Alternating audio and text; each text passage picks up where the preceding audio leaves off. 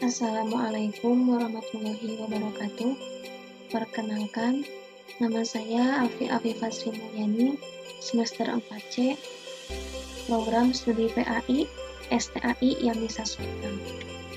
Di sini saya akan sedikit membahas mengenai penilaian belajar dalam perencanaan pembelajaran. Yang pertama, yaitu pengertian dari penilaian hasil belajar.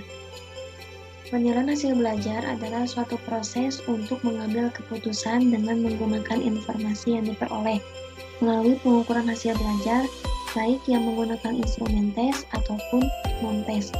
Dalam hal ini, penilaian hasil belajar dimaknai sebagai suatu proses pembuatan keputusan nilai keberhasilan belajar. Poin yang kedua, ada tujuan dari penilaian hasil belajar. Secara spesifik, tujuan penilaian hasil belajar dijelaskan dari Schemhofer sebagaimana dikutip oleh Auntokan. Yang pertama, memperkuat kegiatan belajar, menguji pemahaman dan kemampuan siswa, memastikan pengetahuan prasyarat yang sesuai, mendukung terlaksananya kegiatan pembelajaran, memotivasi siswa, memberi umpan balik bagi siswa, memberi umpan balik bagi guru, memelihara standar mutu, mencapai kemajuan proses dan hasil belajar, memprediksi kinerja pembelajaran selanjutnya, dan yang terakhir ada menilai kualitas belajar.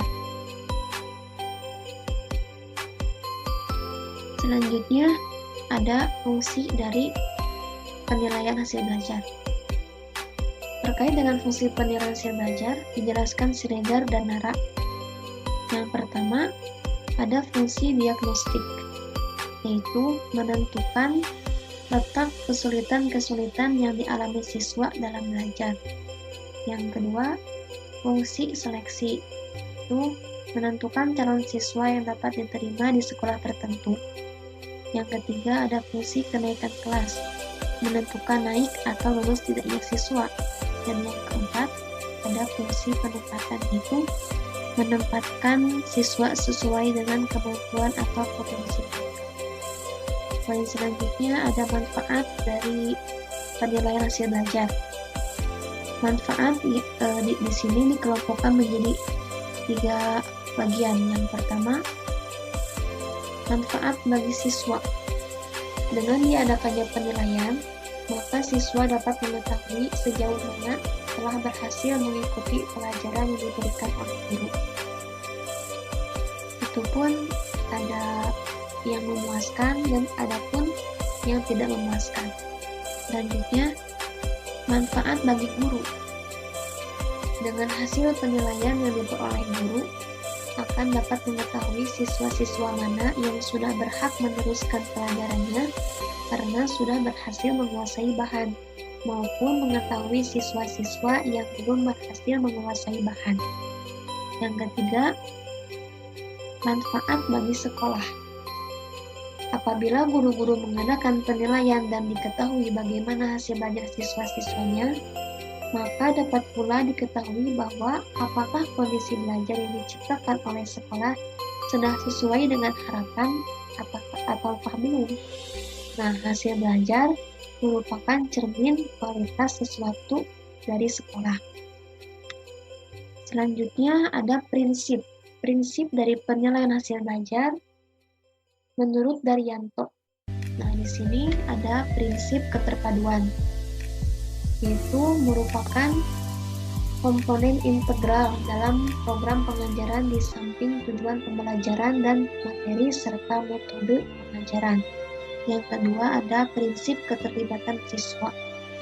Prinsip ini berkaitan erat dengan metode pelajaran siswa aktif yang menuntut keterlibatan siswa secara aktif dalam pembelajaran. Yang ketiga ada prinsip koherensi. Dimaksud evaluasi harus berkaitan dengan, jadi maksud dari prinsip koherensi ini adalah evaluasi harus berkaitan dengan materi pengajaran yang sudah disajikan, yang sesuai dengan ranah kemampuan uang hendak diukur. Yang keempat ada prinsip pedagogis. Di samping sebagai alat penilai hasil atau pencapaian belajar, penilaian juga perlu diterapkan sebagai upaya perbaikan sikap dan tingkah laku ditinjau dari segi pedagogis. Selanjutnya, prinsip akuntabilitas, yaitu sejauh mana keberhasilan program pengajaran perlu disampaikan kepada pihak-pihak yang berkepentingan dengan pendidikan sebagai laporan pertanggungjawaban. Poin yang selanjutnya mengenai teknik penilaian. Secara garis besar, teknik penilaian yang digunakan dalam penilaian hasil belajar dikelompokkan menjadi dua macam, yaitu teknik tes. Tes belajar adalah salah satu jenis tes yang dipergunakan untuk mengukur perkembangan atau kemajuan belajar peserta sebagai alat pengukur perkembangan dan kemajuan belajar peserta didik. Apabila ditinjau dari segi bentuk dan soalnya, dapat dibedakan menjadi dua macam, yaitu tes hasil belajar dalam bentuk uraian atau esai, dan yang kedua, tes hasil belajar bentuk objektif. Objektif ini disebut juga objektif karena cara pemeriksaannya scoring yang seragam terhadap semua murid yang telah mengikuti tes itu maksudnya. Yang kedua ada teknik non-tes. Beberapa bentuk teknik non-tes yang dikenal diantaranya ada kuesioner atau angket. Seperangkat pertanyaan tertulis yang diberikan kepada responden untuk mengungkapkan pendapat, keadaan, kesan yang ada pada diri responden sendiri maupun di luar dirinya. Yang kedua ada wawancara. Maksudnya, instrumen pengumpulan data yang menghendaki komunikasi langsung antara peneliti dengan subjek penelitian. Yang ketiga ada observasi, yaitu pengamatan secara langsung terhadap proses yang berlangsung di setting program yang dievaluasi. Observasi dapat dilakukan terhadap klien terkait proses, aktivitas, dan interaksinya. Dan yang terakhir ada skala. Skala ini menggambarkan suatu nilai yang berbentuk angka terhadap suatu hasil pertimbangan. Nah, mungkin cukup sekian dapat saya sampaikan. Mohon maaf apabila ada kesalahan dalam pengucapan, penulisan. Saya mengucapkan terima kasih atas perhatiannya. Wassalamualaikum warahmatullahi wabarakatuh.